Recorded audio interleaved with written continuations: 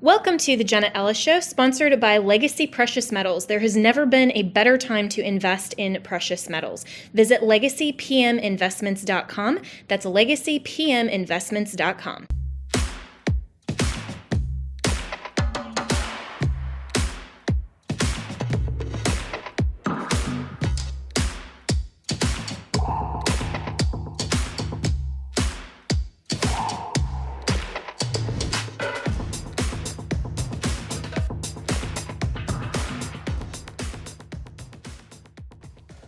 Good evening and welcome to Jenna Ellis tonight. So a lot of news to cover tonight, including the Supreme Court immunity arguments, the continued anti-Israel protests across the nation, and also starting with this, President Biden did sign the TikTok divestment legislation that requires TikTok to either divest from their parent company ByteDance, that's controlled by China, or be banned permanently in the United States for users. So TikTok's CEO actually took to TikTok to formulate a response and actually invoked protections of the U.S. Constitution as a defense. Listen to this.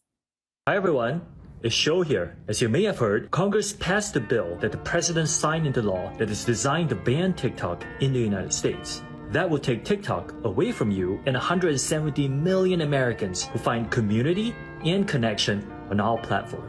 Make no mistake, this is a ban on TikTok and a ban on you and your voice. Politicians may say otherwise, but don't get confused. Many who sponsored the bill admit a TikTok ban is the ultimate goal. It's obviously a disappointing moment, but it does not need to be a defining one. It's actually ironic because the freedom of expression on TikTok reflects the same American values that make the United States a beacon of freedom. TikTok gives everyday Americans a powerful way to be seen and heard, and that's why so many people have made TikTok part of their daily lives. Rest assured, we aren't going anywhere. We are confident and we will keep fighting for your rights in the courts. The facts and the Constitution are on our side, and we expect to prevail again. Jake Denton is a tech policy advisor at the Heritage Foundation, and he joins me now. So, Jake, can TikTok potentially effectively sue in United States courts against this ban? I mean, it seems utterly preposterous that China is saying, hey, Americans, we know better than you what freedom of speech means, and we're going to use your law against you. Well, they're certainly going to do everything they possibly can to make sure that this does not go into action. Today, they came out and said that they have no intention of selling the platform. And really, all signs point to them going all in on this legal challenge. And so, the clock is ticking. They now have roughly 12 months to divest from TikTok. And we're just going to have to wait and see what happens. But you and I both know that there is no First Amendment protection for, stealing the data of the American people. So this should not stand. And hopefully we see this signed into law, or I guess remain as law, and we see ByteDance removed from the equation here. Yeah, and you make a really important distinction that the reason for the legislation and the rationale behind what Congress did in requiring this divestment or ban concerns the national security and the private data interests of the American people. This isn't about content or free speech or anything that's being pushed forward facing on the platform. This is all about what China is doing behind the scenes. And so I think it's very disingenuous at best for the CEO to come out and claim that this is a First Amendment violation. Yeah, TikTok has tried very hard to reframe this conversation around it being some attack on the content on the platform, but it's really all about the conduct of ByteDance and the way in which they steal troves of user data and have really weaponized the platform as a surveillance tool. It's absolutely true that there's horrible content on the platform, but that is not why this bill made it to the president's desk. And it's really a telling sign that TikTok has gone all in on the content side rather than address the conduct, because they know they stand no chance in that argument, right? Like, it's so clear that they are a weapon of the CCP, and that's why this has to stand. Yeah, and you pointed out to me earlier, Jake Denton, that President Biden, after signing this legislation, his campaign is still on TikTok. There are a lot of Democrats who, and even Republicans, who are still on TikTok. That seems to be very hypocritical when they're using a platform that they have just legislated and the president has signed, saying that this should be banned in the United States. Yeah, that's absolutely right. Since 2020, we have known for fact that this is a major national security threat and a threat to the data privacy of the American people. Yet, candidates across the spectrum, civil society, and individuals continue to use this application. And when you have the president having a campaign account on the platform, it's a signal to the American people that this is safe and secure when we know that is absolutely not the case. So it's an egregious conflict of interest. They've restructured this bill so that the divestment window extends past the election day, and all signs point to them remaining on the platform. So this is something that should not stand. We shouldn't tolerate it. President Biden shouldn't have an account, and neither should any of the American people. And Jake, there were questions and concerns during the conversations and the arguments in Congress when this legislation was put forward that it may be akin to the Patriot Act, that it sounds good, but will kind of have a backdoor usage by America to spy on its own citizens, for example. And we just saw the reauthorization of FISA without some of those requirements of warrants.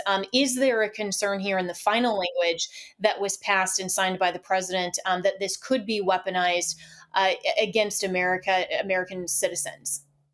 No, and really that whole narrative was the byproduct of a gross mischaracterization of the contents of the bill. Most of the people pushing that, it was very clear, did not read the bill or were deliberately trying to mislead people who did not read the bill. It's very narrowly focused, doesn't even mention the user in the legislation. It only focuses on the companies and their conduct, and in particular, companies from foreign adversary controlled states. And so, really, when you consider the scope of potential platforms, it's pretty much limited entirely to ByteDance subsidiaries, TikTok, CapCut, these types of applications, and then maybe WeChat. But there really is not even a window for the administration to go after an app like Telegram, right? Like some of these other big foreign controlled applications don't even have a window here. So very narrow and very focused on a particular issue here. So where do we go from here in terms of data privacy and in terms of tech security beyond just this legislation? Yeah, so the Energy and Commerce Committee is considering a piece of legislation to give us essentially our fundamental data privacy rights, something that has gone untouched for pretty much the entirety of our time on the internet. And so that bill is under consideration, and it will probably head to the Senate here in short order. So that's something that we have to keep an eye on, and it's something that we need. We need a data privacy framework. And then when it comes to foreign Yeah. adversary platforms, this is going to continue. And so we need a risk-based framework to address these in much quicker timeframes because we can't take 5 years to delist an app like TikTok. It should happen Yeah. instantaneously. Absolutely. And this is why, at the forefront of, for example, President Trump's policy, he's just talked about a digital bill of rights. And this should be something that the candidates should debate if they ever get to a debate stage. But we'll be right back with more here on Jenna Ellis Tonight.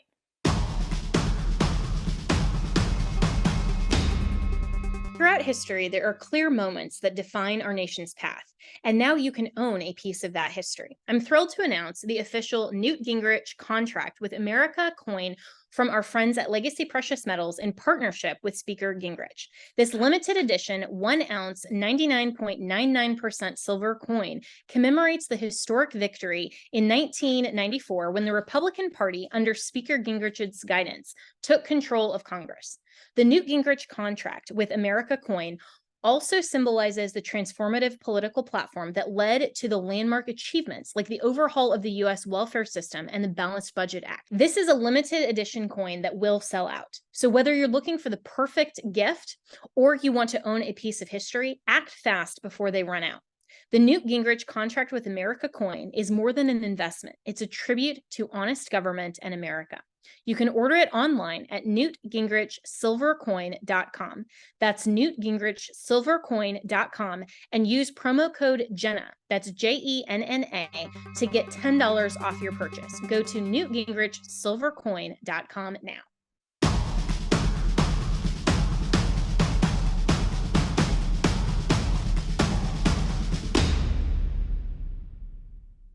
Well, now let's get some reaction from today's Power Panel in our Thursday Roundup.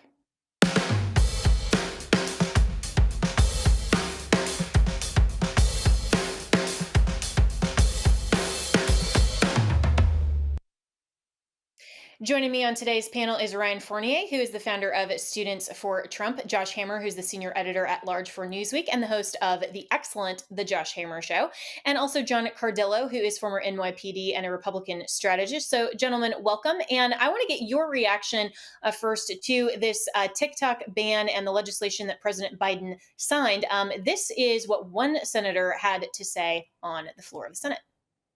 Well, let's look at where young people are getting their news.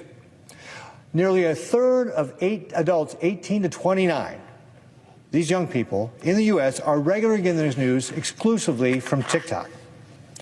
Pro-Palestinian and pro-Hamas hashtags are generating 50 times the views on TikTok right now, despite the fact that polling shows Americans overwhelmingly support Israel over Hamas. These videos have more reach than the top 10 U.S. news websites combined. This is not coincidence. The Chinese Communist Party is doing this on purpose. They are pushing this racist agenda with the intention of undermining our democratic values. And if you look at what's happening at Columbia University and other campuses across the country right now, they're winning. All right, Josh, let's start with you because while I don't disagree with the senator there in terms of the content and the intentional indoctrination and proliferation of propaganda on TikTok to influence the younger generation, specifically anti-Israel, isn't that just kind of playing into the CEO's argument that this is about censorship and the First Amendment rather than what the legislation purportedly provides, which is all about data privacy breach and a national security issue? Look, I mean, Senator Ricketts can form his arguments the way he wants it. There are any number of reasons why TikTok should be fully banned in this country. This is not a free speech issue. I literally pull my hair out in frustration whenever I hear some idiot libertarian leaning pundit who has the temerity to say that this is somehow a free speech issue. If you are a foreign corporation, and ByteDance is obviously a foreign corporation, you don't have First Amendment rights in this country. I mean, to make a very clear legal analogy, if you are a student who is here on a visa at Columbia University or Harvard University calling for genocide of the Jews and cheering on a U.S. recognized foreign terrorist organization, you don't have a First Amendment free speech right. You can be deported tomorrow. The First Amendment does not apply to you. Similarly here, the First Amendment does not apply to a foreign corporation. So I find this argument, frankly, utterly absurd. I mean, it reminds me of kind of a hypothetical debate we could have had in the U.S. Senate back in the 1960s at the height of the Cuban Missile Crisis. Would it have been a free speech issue to make sure that RT, which was probably then in its infancy, could air on American televisions alongside the big three of CBS, ABC, and NBC back in the 1960s? I think it's totally absurd. So I personally am totally on board with banning TikTok. I think it is prudential legislation as long as there are guardrails in place to make sure that it only applies to entities such as China, Iran, Russia, and North Korea. But my understanding is the legislation actually says it only applies to corporations in those four countries. So I don't particularly see the slippery slope problems here. I'm on board with it personally. Yeah, well, a good thing we didn't invite any idiot libertarian pundits on to spar with you today, Josh. But John, you raise this a good point that this really is in national security interests, and regardless of however the argument is framed, TikTok should be banned. And the CEO suggesting that he's going to fight this, and actually taking our Constitution and trying to suggest that China knows better how to apply our freedom of speech principles to our country and our laws than we do, which I find offensive and just moronic. But there's also a hypocrisy issue here that Biden himself in his campaign and some Democrats and Republicans are still using TikTok even after this legislation was passed. Yeah, which I think is asinine. I think it's incredibly dangerous. I mean, I agree with every word Josh said. Nothing to add there. Josh is always my go-to on these legal issues anyway. So, but TikTok is absolutely an intelligence gathering tool. It's an intelligence gathering tool of the Chinese Communist Party, of Chinese intelligence. Why do members of Congress have it on their phone? Why is it allowed on any device anywhere near the President of the United States? I don't have it on my phone. I fear the damage is already done. So I'm on board with this legislation. My sentiments exactly mirror Josh's. But I think the damage is already done. The Chinese have now a treasure trove of intelligence, of sentiment, of trends, of things our next generations of voters and decision makers like, want, need, desire, whatever the word you want to use. So I think we let this Trojan horse in we turned our backs while they pillaged and burned, the fortress. And now this legislation, great. They've got to divest all their interest. The Chicoms have to divest their interest. It has to be a friendly or U.S. entity that now runs TikTok. Big deal. So what? The damage is already done. Yeah, we'll protect the next generation. Maybe they wouldn't have used TikTok. Maybe the new thing would have come along. So I think while I agree with it, it might be too little, too late from a national security standpoint. Yeah, and Ryan, as the founder of Students for Trump, I mean, you deal a lot with students, and also, through other organizations that focus on, Gen Z and the younger millennials. Why is TikTok even attractive for some of these users when clearly, not just the national security questions and data privacy issues, but the content often is very clearly propaganda. And we're seeing that reflected in some of the polls of younger people who have this very anti-Israel sentiment, this anti-America sentiment, which is also very disturbing. What's the attractiveness of using TikTok to begin with? Well, it's the secondary version of Vine, if we remember that. And X is bringing back Vine. It's going to be more PG than what you see on TikTok. But they're attracted to it because the average attention span of an American is now like 15 seconds, right? So these short viral videos just go all across the web. They're not even just shared off TikTok. I mean, they're shared off TikTok, put on X, put on Instagram, put on Facebook. But I agree with Josh. I agree with John that it is too late. I mean, China already has our data. They've been data farming for years. My sort of issue with this bill is I don't want this to become a normalcy. I do not want there to be a Democrat Congress, Senate and House, and a Democrat president who can come in and say with the swipe of a pen, X, right, Twitter, is a problem because of XYZ. Now we're going to sign a piece of legislation to ban it. Right. And they can come up with any reason. They can say data privacy. They could say misinformation. Mm-hmm. It creates a precedent that I'm sort of scared to go down that road with. But I do agree that ByteDance should sell the company and someone else should take it over. But I think that that's going to level in Facebook coming into the market, which Biden is close with. We got to leave it there, but we'll be right back with our panel with more for Thursday's Roundup right after this.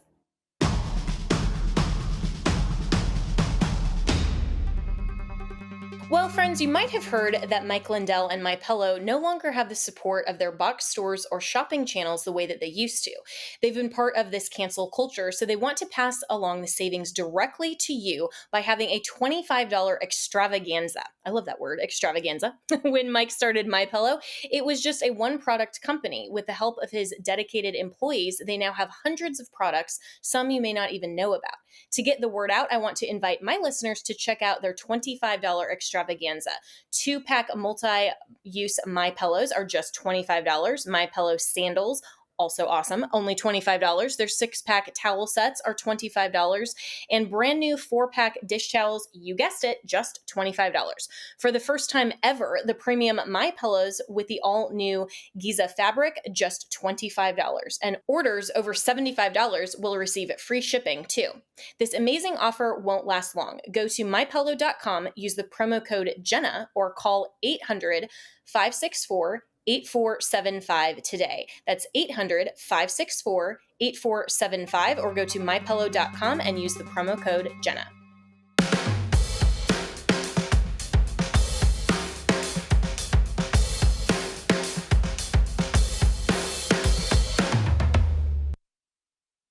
And we're back with our Thursday Power Panel, Ryan Fournier, Josh Hammer, and John Cardillo. So next topic, the Supreme Court heard oral arguments this morning in Trump versus the United States to deal with the question of presidential immunity. And like a lot of legal scholars predicted, the arguments focused more on parsing what were official acts versus private acts. And Josh, I'm coming to you first on this one, obviously, to see where you think this goes from here. But it seemed like the justices as a whole, while obviously the conservative and the liberal wing had a little bit different questions and interpretations, it seemed like, from the arguments, the panel as a whole didn't seem to buy wholesale the what I would characterize as the more extreme or outlier arguments of either Trump's attorneys for full immunity or the DOJ really for, really just a broad delegation of presidential immunity to instances that they said that basically a president could be prosecuted for almost anything. I thought it was a ridiculous notion that the DOJ was actually arguing that prosecutors don't have any other incentives to go to a grand jury if they don't have the evidence beyond a reasonable doubt. Well, I can think of just currently about 59 million reasons to go after Donald Trump. Yeah, so that ridiculous argument that you just spelled out, Jenna, is basically what the trial court judge Tanya Chutkan, as well as the unanimous D.C. Circuit Court of Appeals, a panel in an unsigned per curiam opinion. That's basically what they said. They essentially took the Jack Smith position that a president has essentially no immunity from future criminal prosecution, which, by the way, is the exact opposite of the case for civil liability. There's a 1982 U.S. Supreme Court case called Nixon versus Fitzgerald, which essentially immunizes presidents from future civil liability, so damages lawsuits. So that raises the obvious question: why should civil and criminal be so different? On the other hand, John Sauer, the very talented attorney who was arguing on behalf of Donald Trump today, what was making, admittedly, a very unpopular argument, which is that there's full sweeping absolute immunity. Jenna, by my understanding of the justices and the current composition of the court, there are probably at most two current votes for full absolute immunity. That'll be Clarence Thomas and Sam Alito. So what I've been saying all along is that by far the most likely outcome here is they're going to have some sort of test to try to discern, to your point,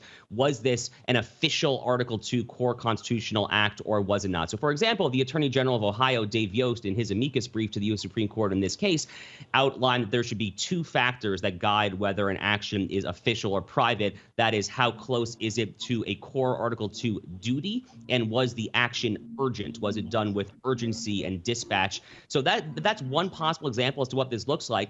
In practice, what that will amount to is we'll have to get remanded to the lower court for fact-finding to determine whether or not these acts that Jack Smith alleges were official or not official. All of that is just going to delay this thing, kick the can down the road, which ultimately ends up being very good news for Donald Trump. Yeah, and Ryan, to Josh's point, there has been a lot of chatter on social media already today with the indication from the court that it's very likely that exactly that will happen, that it'll be kicked down to the district court, which is what Trump's attorney recommended to the court for that kind of fact finding. And a lot of people are very upset, saying that this is just a delay tactic from the Supreme Court. And I don't think so. I mean, I think regardless of the time frame, you need to do the right thing pursuant to the Constitution. But in terms of heading into November, how does this frustrate the Democrats' agenda while Trump is already sitting in a defendant's chair in New York City? Well, I mean, his poll numbers keep going up. I mean, we're up in Wisconsin, we're up in Michigan, we're up in Georgia, we're up in Nevada. So, I mean, everything that they throw at the guy, it's like there's a shield, there's a barrier, and it just keeps getting bigger.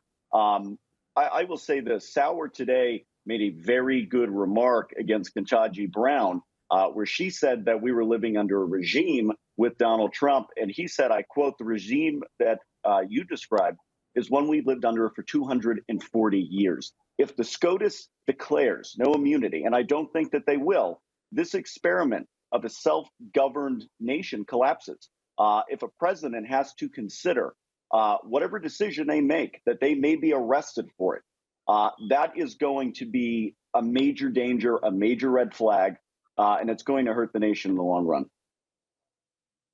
Yeah, and John, to Ryan's point, I mean, whether you love or hate Donald Trump, whether you supported him, or not, this case has far-reaching implications for the future of America, the future of the presidency, and how, as John Sauer rightly pointed out, how future occupants of that office are going to consider their own actions if political opposition can come after them while they're in office or after they're in office. And so, there are a lot of bigger issues here than just whether you love or hate Trump.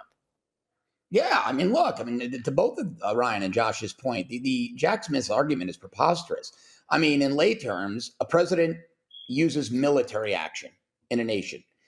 Maybe there's Americans taken hostage in Nation X, and we send a Delta team in or a Dev Group operators in there to go grab them up. And in the process, they kill nationals of that nation. President orders that team and they kill nationals of that nation. When they're out of office, they're going to be prosecuted for murder. And if by that time we have extradition treaties with that nation, we're going to extradite a former president for rescuing Americans and sending in the military. I mean, it's a preposterous argument that a president shouldn't have any immunity. So I'm with Josh. I think it's just going to come down to whether or not the actions do fall under official presidential duties.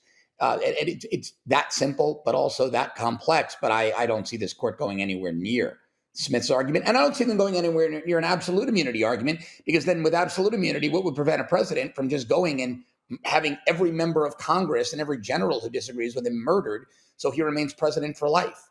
And as a layperson looking at it, it's that simple to me. Yeah, and Josh, we only have about a minute and a half here, but to John's point, this is a simple issue if we look at it that way, but it's also complex. What should the standard be for parsing the difference between official acts versus private acts when you can have kind of the color of an official act, but really for private interests? Yeah, so I mean, cards on the table. I mean, my general view of constitutional interpretation is largely pro Article 2, pro presidential powers in general. So, I actually probably am slightly closer actually to the John Sauer position, even if I'm not quite fully there. But in any event, I mean, the test is going to have to be some sort of textual nexus test. How close is the actual action to? And it's tricky, Jen, as you know, as an attorney, because unlike Article 1 of the Constitution, which has Congress's powers, Article 2 of the Constitution is not necessarily crisply delineated. So, for example, the executive power is a very broad term, but it was also a legal term of art back in the 18th century that we knew encompassed a lot of things, foreign affairs power. So it's only going to have to be an ad hoc, fact-specific inquiry, which I know is not very satisfying for a lot of people because it's not a crisp, bright-line rule. But as anyone who's practiced law knows, a lot of times that ends up being the inevitable result. Yeah, and hopefully we don't get a lot of judges that will apply that ad hoc in a way that's partisan and political, but we'll have to wait and see. So we'll be right back with more here on Jenna Ellis Tonight.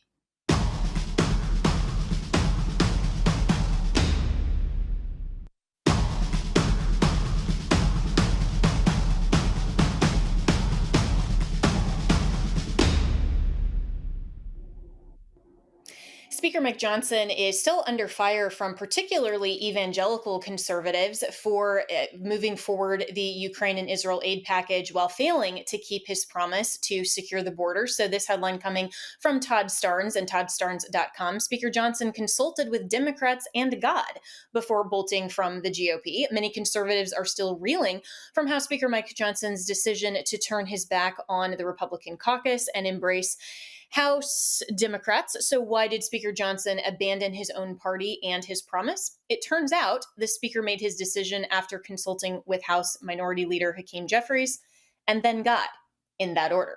Todd Starnes joins me now. And Todd, this seems like the logical fallacy of appeal to authority defense and saying, well, God told me to, and so therefore evangelicals can't criticize me. But what's your take?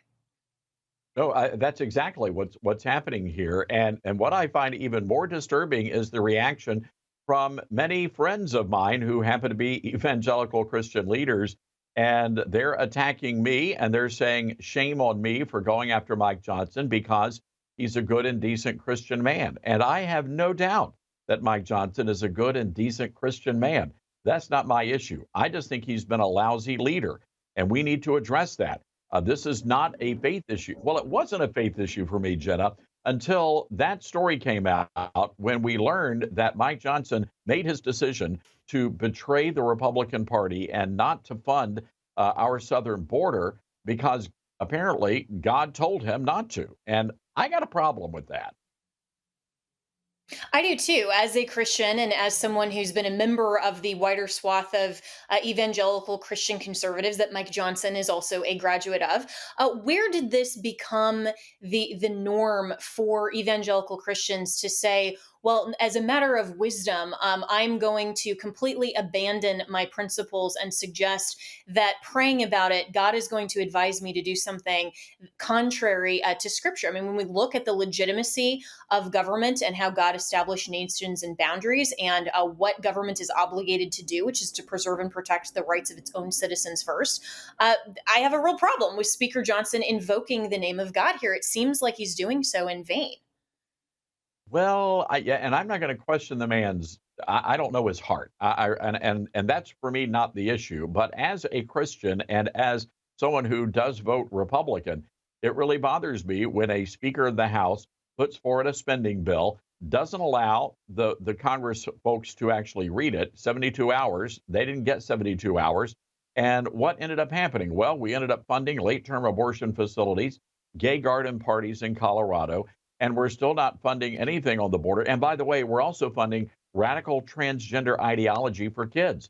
So is Speaker Johnson saying that God told him to move forward with this spending package? Did he pray about that too? And I don't mean to be flippant. Again, the man is a deep and devout Christian.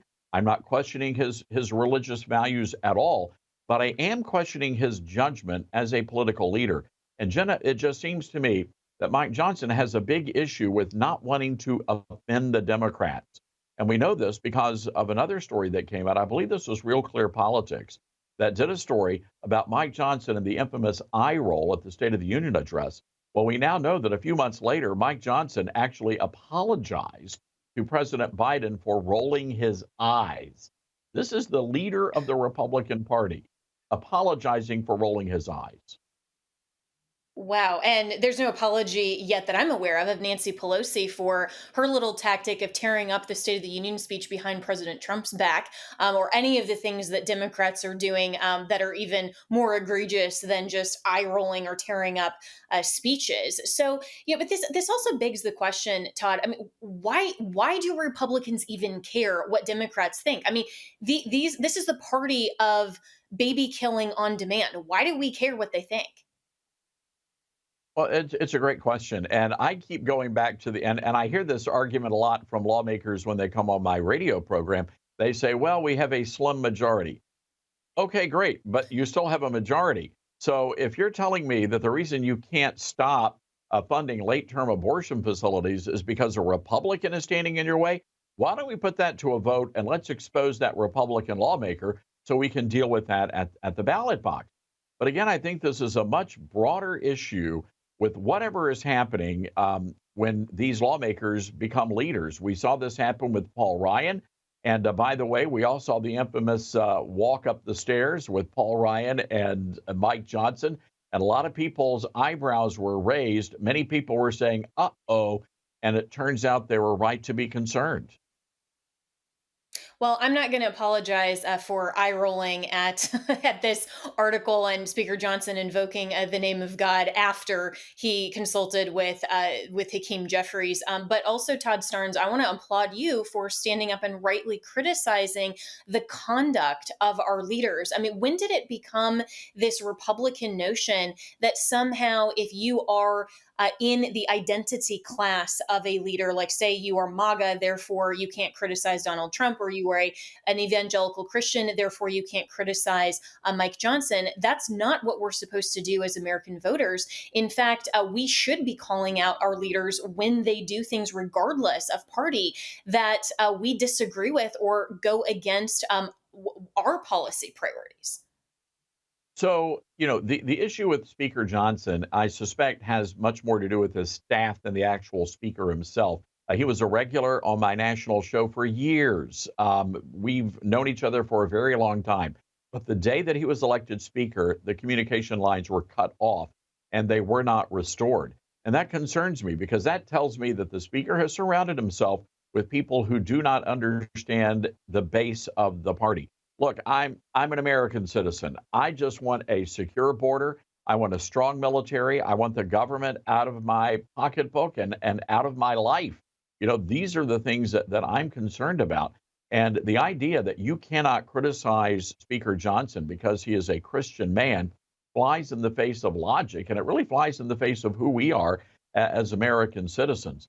So I hope that the speaker gets it together. Regardless, I don't think now's the time to vacate the chair. We've got much more important things to focus on. And right now it's a distraction. And honestly, Jenna, I just don't see a path forward for anybody being the next Speaker of the House. So let's wait, get the election behind us, and then the Republicans can address it. I will say this, Congressman Andrew Clyde, who was a very good friend of Mike Johnson, told me just the other day, I do not know the 2024 version of Mike Johnson. And I think a lot of other people feel the same way. Yeah, I've known Mike Johnson for a long time, and it's really sad to see how he's cloistered himself with those type of staff. But Todd Starnes, always appreciate you dropping by. We'll be right back with more.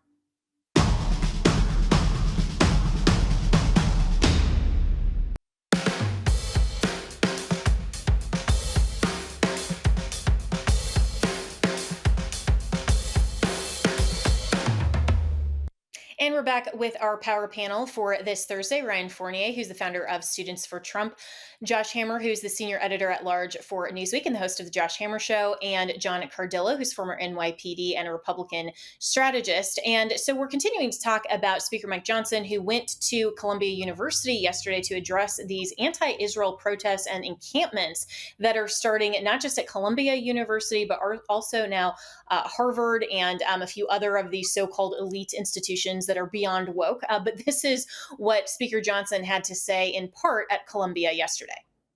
We are standing here right now on the steps of the Low Library. In this very building right behind us, Columbia University once awarded Winston Churchill an honorary degree, and it was Churchill who said, "It is manifestly right that Jews should have a national home where they may be reunited." We believe in that principle. And today I'm here to proclaim to all those who gnash their teeth and demand to wipe the state of Israel off the map and attack our innocent Jewish students this simple truth: neither Israel nor these Jewish students on this campus will ever stand alone. Well said. And the speaker went on Fox News later that evening with Jesse Waters amid a call for the resignation of the Columbia University president. And Mike Johnson had this to say. If we don't bring order to this chaos, it could escalate. I mean, clearly, by some estimates, there was a Fox News report a couple of days ago, maybe 200 campuses have some form of this.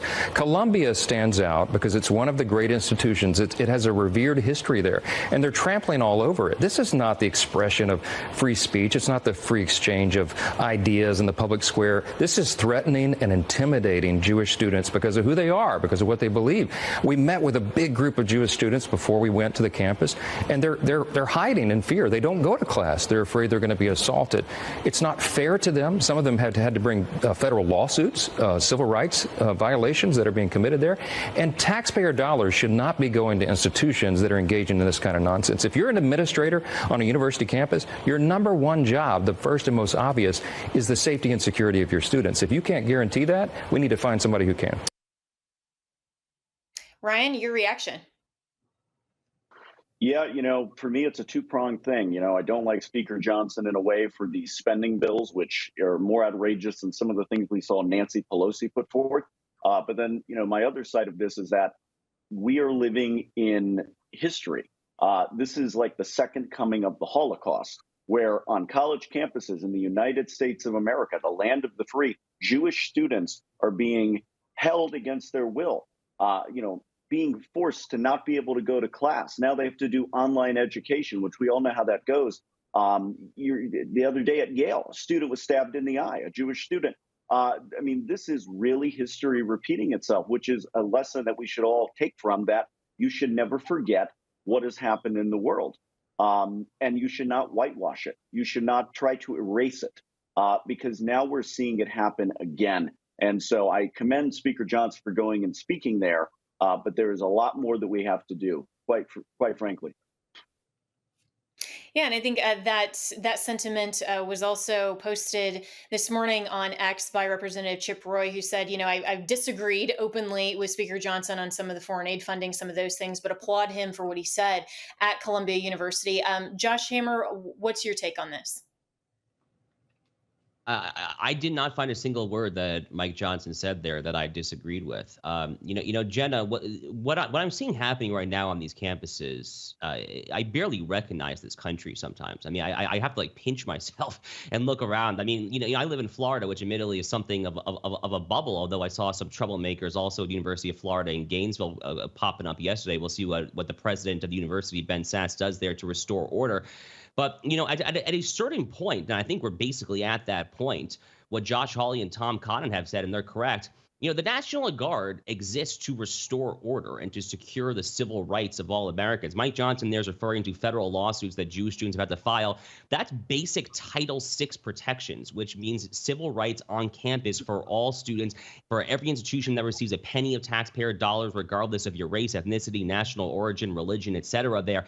And just like Eisenhower sent in the National Guard to ensure the desegregation order over the objections of Orville Faubus in Little Rock, Arkansas in 1950, 57, so too are we at the point where I think it is time to mobilize the National Guard on these institutions. At some point, Jenna, as well, you have to start having severe repercussions, not a token arrest of a student and then letting them out an hour later after slapping the wrist. You need to start suspending and expelling people who, at a bare minimum, are siding with a U.S. recognized foreign terrorist organization, for God's sake. Arrest and suspend them, expel them, and ideally, if they're here on a visa, deport every single one of the miscreants. And John, as former NYPD, your take on this, because to me this is shades of BLM and the summer of riots in 2020, and also the Chaz, if we remember that, up in Seattle, and President Trump at that point didn't call in the National Guard, which I think actually was a mistake. We could have quelled that a lot sooner. But also, I mean, these types of encampments and protests and riots and all that, if this were any conservative over any kind of conservative political issue, there's no question that they would be stopped immediately by not only the administration, law enforcement.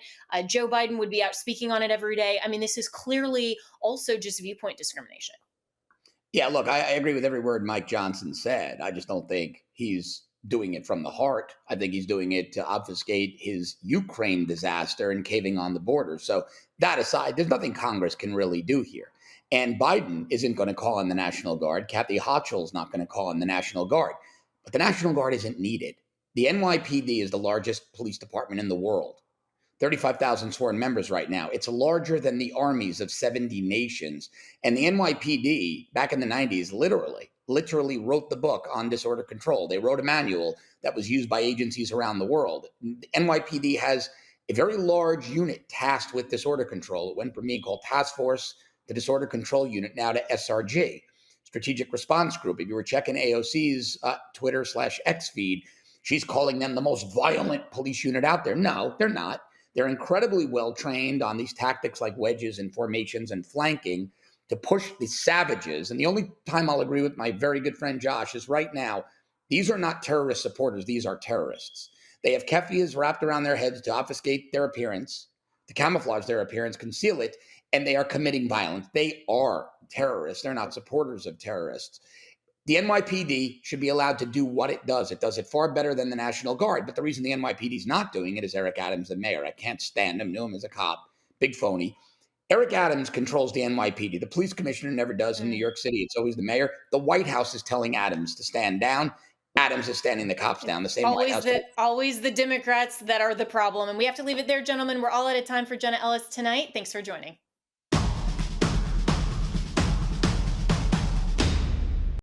Hello, friends. I'm Jenna Ellis, host of Jenna Ellis Tonight on the Salem News Channel. And you can also find the rebroadcast anywhere that you stream podcasts. Please make sure to like and subscribe wherever you stream so that you get new episodes as soon as they drop. So it is my pleasure and privilege now to speak with our good friend, Charles Thorngren, who is the president and CEO of Legacy Precious Metals. And Charles, thanks so much for joining once again, because we like to have these conversations every so often to talk about the importance of making sure that as conservatives, we're not just concerned about policy in Washington, but policy really in our own lives as well.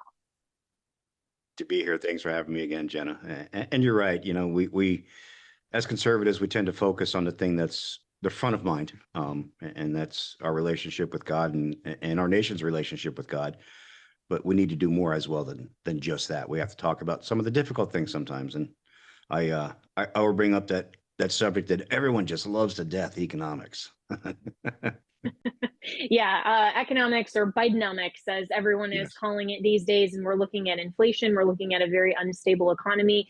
And I know that every American feels that in their pocketbook. I mean, even going to the store a few weeks ago to prepare for Easter, the salad that my family has traditionally made, getting those same products was over double the price than it has been in previous years. And, that's due to the state of our economy right now. So what can Americans do to plan for this better heading into November 2024, regardless of who wins the White House or is in the majority party, to protect their own wealth and plan for the future? Great question. One of the things that we really got to start with and understanding as we're making these plans is we do have to understand that when you have inflation like this, even if it pulls back a little bit, the prices are not going back to where they were 4 years ago. That's just not going to happen. So, and this is why these kinds of economics are so dangerous. The next election happens, and let's just say the right person wins. Not only does it take time to fix the damage that's been done, we're never going to get back to where we were. That's just not the way the world works. Okay. So the plans we had a couple years ago, now they have to change a little bit. We have to look at where we're at now and say, how do I accommodate what I need to accommodate based on these current facts? And that's with economics in general on everything, right? You have to reevaluate. You have to spend some time and say, I'm going to devote this amount of time in the future to make sure my plan is working the way it's supposed to. When we talk economics, obviously, I talk about protecting purchasing power, protecting your way of life now. If you're working and you want to retire, how do you continue to live the life that you've worked so hard to get to? We do that through diversification, right? There's equities that most people invest in because that's what most people know. But there's things outside of that. How does real estate help me? How does the bond market help me? And how does what I specialize in is precious metals help as well? And these are the conversations you need to be having. Even if you don't think that you should be in something like gold and silver, you should have the conversation to know for a fact. One of the worst things to do is just to make the assumption that since I don't understand it, I don't need it. We have a great resource here. We have Legacy Precious Metals. We founded this company specifically so that we could answer those questions and people can make an informed decision whether it makes sense or not. And that's something that's rare to find nowadays. An honest source that will speak to you about your specific situation and not be a pushy sales company, because that's just not what we do. So for everyone that's listening, yeah, I mean, everything changes. You know that. We feel that. There's no one in America today that doesn't realize things are different than where they were 4 years ago. We all know this. Spend the time. Make a phone call. Put aside 10, 15 minutes. Find out if this is something that works for you. That's the best thing that I could say. We could talk economics all day long, but what we really want to talk about is what matters to you. Yeah, and how the economy is impacting the each and every day American. So how and why are Americans turning to gold right now and precious metals? Really, the question is that we all know that there's something wrong. Even if you're not an economic specialist, even if you're not somebody who follows it each and every day, we talk to so many people throughout all spectrums of America, through all different sectors, and everyone says the same thing. It just doesn't feel right. Something feels wrong. Okay. So with that feeling, you spend the time and look into it and realize something is wrong. We have massive debt in this country, debt that is unheard of. We talk about $1 trillion right now, like we used to talk about $1 million when I was a young man. And that's a shame. Our debt is so massive right now that we can barely afford to pay the interest, never mind pay down the debt. And this is as a nation. So we look at precious metals and say, how does that fit? Precious metals, gold, silver, they're the counterbalance to the loss of purchasing power. They're the counterbalance to the weakness of the dollar. And more importantly, for like right now, they are the counterbalance of an irresponsible government. This is what protects you from the bad decisions that our government's making right now, whether it be student loan forgiveness, whether it be trillions of dollars of additional debt, whether it be any number of cockamamie ideas that this specific government thinks that they can push through. Precious metals offers you a buffer against that ridiculousness. That's why it's important to take a look at it. And as gold offers and precious metals this hedge of protection that you always talk about so articulately, what has been the price movement of gold in particular and maybe a few other precious metals in 2024? Just this year alone, you've seen gold move up over 19%. Silver's up over 13%. And that's just in this quarter. That's a few months. Normally, I say when something moves that quick, be wary. But the numbers verify this is a good movement, and it's not the end of the movement. We have so much debt. We have so much insecurity in the world. Conversations of World War III are happening all the time now. These are the areas that bring gold and silver to the forefront. It's that protection, right? You have central banks buying gold now. You have nations trying to add to the amount of gold that they have because there's such uncertainty right now. My gosh, we just had the IMF, which I'm not necessarily a fan of, the International Monetary Fund, come out and warn the United States about its excessive debt. We've never been called to the carpet like that before. And while I don't like the IMF particularly, what they're saying isn't false. It's true. We have excessive debt, and it does affect the world. And this is why we see gold and silver becoming more prevalent in people's portfolios, because we see this, we know this. We manage our own checkbooks. You can't continue to spend more money than you have. If you and I do it, that's called bankruptcy. When the government does it, that's called liberalism. It's And a I harsh think way to say it, but it's true. Yeah, both lead to the bankrupt conclusions, though, whether it's a bankruptcy of the moral or immoral policies of the left, or literal bankruptcy. And this is what smart Americans want to avoid, of course. And so when they contact you at Legacy Precious Metals, what can people expect? Because it takes courage sometimes to make that phone call or go to the website, and you can see those on the screen right now, just because if you don't know a lot about this subject, then there is an element of just fear or uncertainty there. So what would you say to the person who is tentative and they like what you're saying, but they're not really sure if they want to make that phone call because they're not really sure that they'll get those answers or even know the right questions to ask? And that's a great point. You don't even know what questions to ask, but you do. Right? You can start the phone call, and many phone calls start just like this. I mean, each and every day we have people saying, I'm calling because I heard you on Jenna, or I'm calling because I heard you here. And I don't even know what I should be asking. And that's okay. That's okay. We've done this enough that we know what questions to ask you to get to the bottom of what's concerning you. And that's the important thing to realize. A lot of companies, their agenda is to sell something. Our company's different. Our agenda is to educate. If we spend the time getting you the information you need to make the decision that's right for you, not only do we succeed as a company, but we succeed as partners in the remaking or the fixing of our American economy and our American governmental scene.